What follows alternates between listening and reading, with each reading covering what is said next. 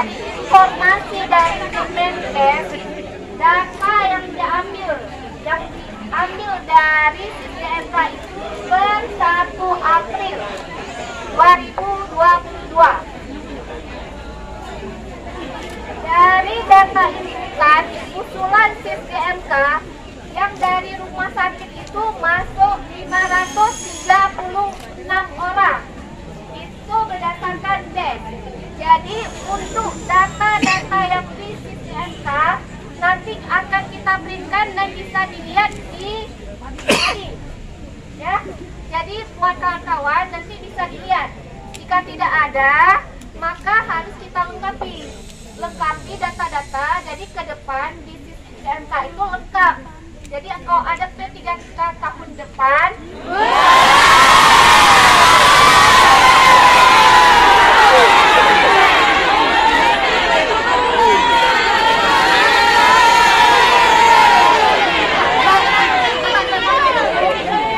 sudah ada di SISDMK yang 1 April itu yang diambil dari Kemenkes.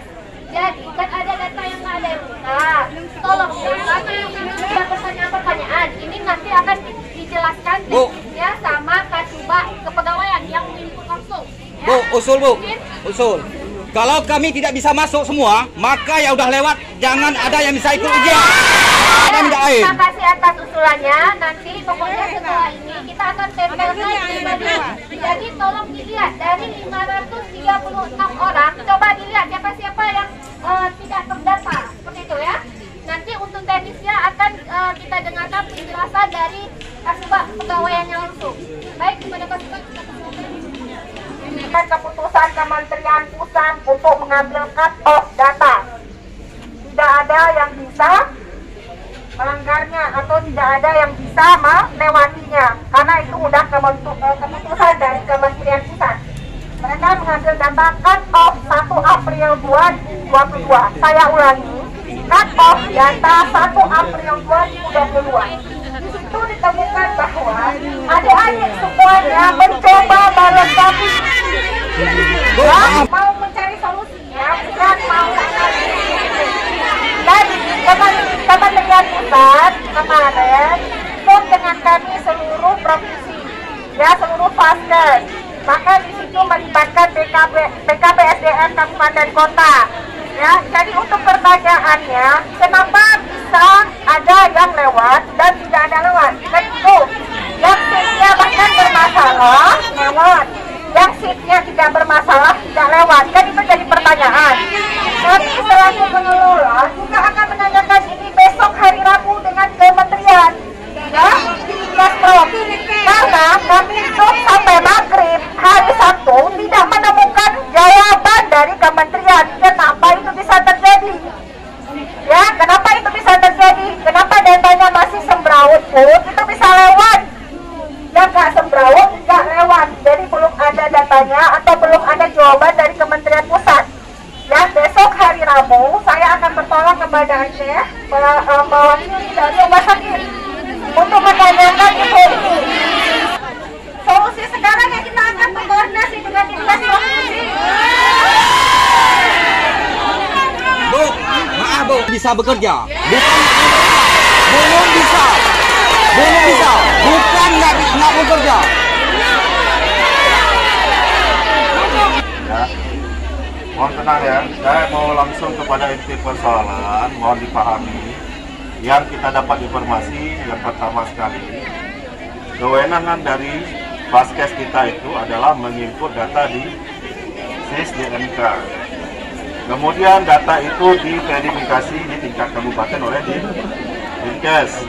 Kemudian data itu divalidasi di Dinkes provinsi. Hari ini saya mengajak teman-teman jangan pecah belah cara berpikirnya. Artinya coba kita sama-sama di sini, ya. Kawan-kawan itu bagian dari kita juga memperjuangkan kawan-kawan. Tunggu sebentar. Artinya dalam SISDMK sendiri semuanya teman-teman telah didata dan nanti dilihat apakah ada datanya atau tidak. Persoalan diverifikasi itulah yang ingin menjadi beban moral kita ingin menanyakan kepada Dinkes, ya, termasuk Dinkes Aceh, ya, kenapa ada yang lewat, ada yang tidak. Kalau teman-teman nggak pahami ini, bagaimana kami mau menanyakan? Sementara kami sendiri di sini juga heran, kenapa bisa begitu.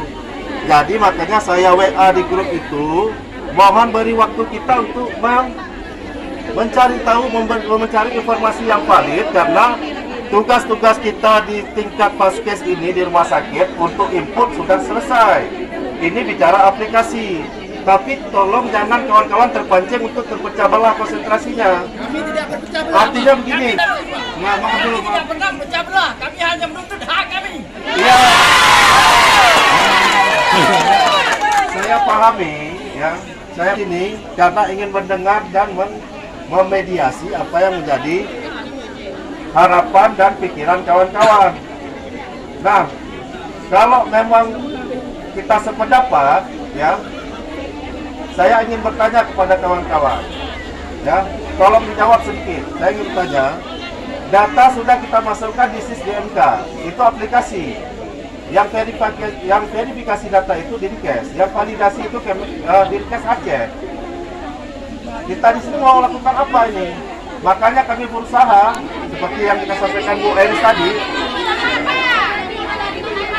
kami mau berusaha yang pertama sekali, itu hari Rabu ada rapat di Dinkes Aceh antara yang diundang tuh BKPSDM kepegawaian kita, Dinkes, kemudian Rumah Sakit Umum.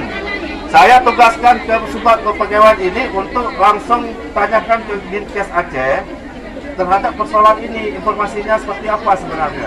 Itu satu. Ya. Yang kedua, ada cara lain yang saya sampaikan di grup WA, tolong kawan-kawan datakan siapa yang tidak ada datanya masuk di P3K. Ya. Terima kasih. Terima kasih ya, kalau sudah, terima kasih. Karena ini adalah bagian dari upaya kita ketika kita advokasi keluar, ya, kita berkoordinasi dengan pihak lain. Kalau ditanya nanti siapa yang tidak lewat, kami sudah punya data dari teman-teman, ya, maka tolong dibantu. Yang kedua, mungkin kawan-kawan juga sudah tahu, ada beberapa anggota dewan kita yang juga sedang di Jakarta sekarang. Jadi data itulah yang mau kita rekap, kita kirimkan juga ke sana. Itu upaya. Namun demikian, informasi kita tetap cari, ya, tetap cari. Dan kawan-kawan mohon, ya, mohon artinya begini, bukan bersabar, ya, tapi terus berkoordinasi, ya. Ini yang dapat saya sampaikan sebatas itu, supaya begini, jangan nanti seolah-olah, ya kan, manajemen nggak mau peduli dengan hal ini, tapi kita kan punya aturan, punya tahapan-tahapan. Karena aplikasi itu dilakukan berjenjang. Saya ulangi lagi, aplikasi itu dilakukan berjenjang. Maka untuk membuktikan apakah teman-teman sudah masuk datanya di SIS-DMK, itu nanti akan lihat sendiri, yang akan ditempel data itu di mading. Ya, demikian mungkin dari saya. Baru setahun kerja, kok valid datanya? Yang udah bekerja ini nggak valid. Kenapa? Ada apa?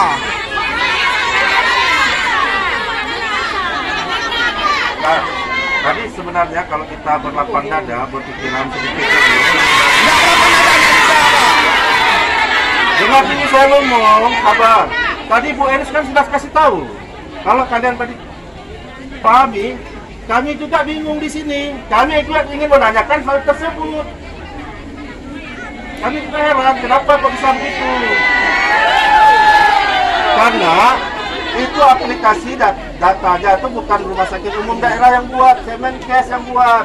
Dan hal ini juga biar kawan-kawan tahu, ya, biar kawan-kawan tahu, ada beberapa informasi yang kita dapat tidak terjadi hanya di Nagan Raya, juga di kabupaten lainnya.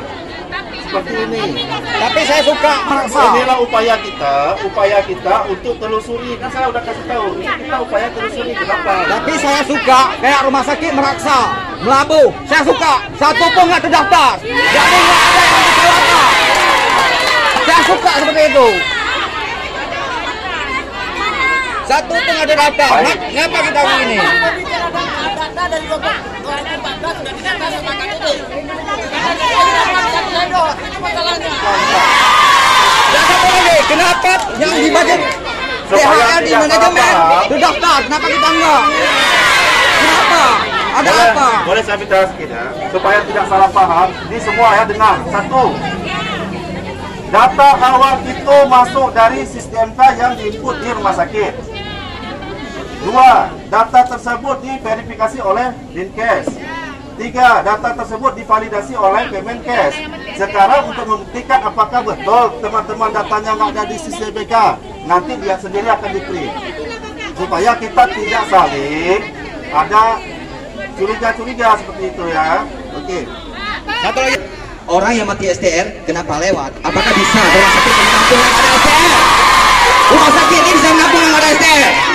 Tolong beri jawaban. Cuti setengah tahun, tapi dia yang lewat. Waktu itu mati. Kalau untuk Eris bisa dijelaskan kepada teman-teman, karena ini teknis ya. Kenapa kok yang ada STR-nya juga lewat ya? Diperlihatkan, tolong jangan tunggu besok, kami melihat sekarang. Datanya loginnya itu lama.